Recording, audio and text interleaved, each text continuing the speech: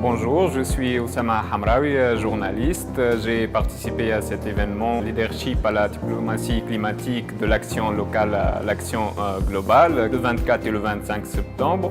La première journée, c'était une ambiance cool pour le renforcement des capacités pour les militants de la société civile. C'était une ambiance informelle. On a parlé, on a discuté, on a développé plusieurs idées pour le partage d'expériences. La deuxième journée, c'était plutôt officiel avec les diplomates, monsieur l'ambassadeur de l'Allemagne, monsieur le représentant du ministère des Affaires locales et de l'Environnement.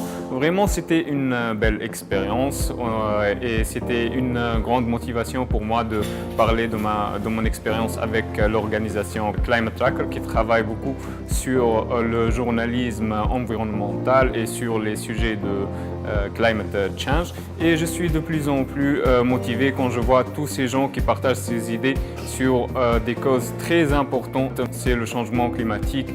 Keep working in climate change. La diplomatie internationale est très importante pour attirer l'attention sur un sujet. Mais le plus important, c'est la diplomatie locale. Ça veut dire les acteurs de la société civile qui, ensemble avec le gouvernement, trouvent une solution qui améliore le climat vraiment local sur place. On peut en faire une solution de travail à travers l'environnement. Pour vous donner un exemple. Donc, sans l'engagement de la diplomatie locale, des activistes, des conseils municipaux et le gouvernement, une amélioration du climat pour nous tous, pour nos enfants, pour nos grands-enfants, ne sera pas possible.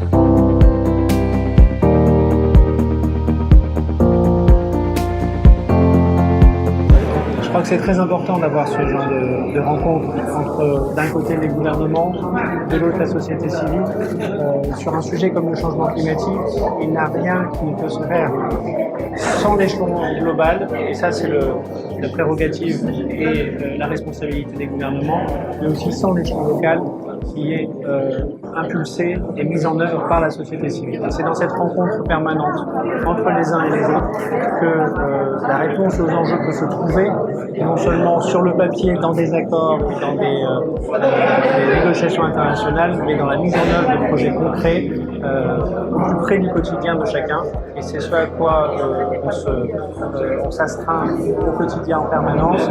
Et l'événement de ces 2 jours permet de le faire et de maintenir le sujet au plus haut niveau de nos priorités, ce qui doit être en permanence. On en voit les effets tous les jours.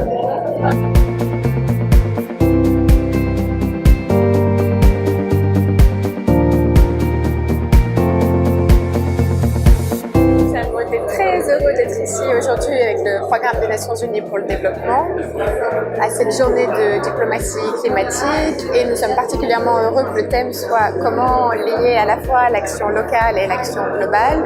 C'est un cadre d'action dans lequel nous nous intégrons parfaitement, donc à la fois avec l'agenda 2030 qui donne ce cadre global, l'accord de Paris et que nous avons beaucoup discuté, et surtout à l'échelon national à NDC. Et donc au PNUD, nous travaillons vraiment pour intégrer les deux et travailler à créer cet environnement qui soit propice à la mobilisation des finances climat, donc à travers l'information, la sensibilisation des partenaires, et c'est vraiment un mouvement d'ensemble pour lequel on a besoin de toutes les parties prenantes autour de la table et pour lequel on est vraiment heureux d'être là aujourd'hui. C'est très important. Un tel événement permet d'expliquer à la société civile, de renforcer nos rangs des activistes, d'agir plus au niveau sociétal, au niveau des ONG, pour expliquer aux gens, pour expliquer au grand public quel est l'enjeu. Et l'enjeu est énorme. Le défi des changements climatiques, on observe, mais le grand public doit savoir qu'est-ce qu'il y a, qu'est-ce qu'il faut faire, quelles sont les actions à entreprendre, de traduire ce message des hommes politiques, ce message des scientifiques au grand public. Et ici, nous voyons que, ici en Tunisie, comme dans d'autres pays, nous devons faire face à ces changements climatiques. Les derniers événements tristes à Nabeul et d'autres endroits en Tunisie nous démontrent qu'une action très forte et décidée est nécessaire pour travailler là-dessus. Merci. Nous avons développé un outil pour le suivi des finances climatiques, c'est-à-dire les financements qui arrivent. Ils sont utilisés pour mettre en œuvre un certain nombre de projets, quels sont les impacts de ces projets, l'état de décaissement et de mise en œuvre d'une manière générale de ces projets-là. Nous avons également réalisé pas mal d'actions de formation, d'information et de sensibilisation, donc des tournées dans pas mal de régions du pays. Donc nous avons pratiquement couvert tout le pays. Donc il y a pas mal de choses à faire.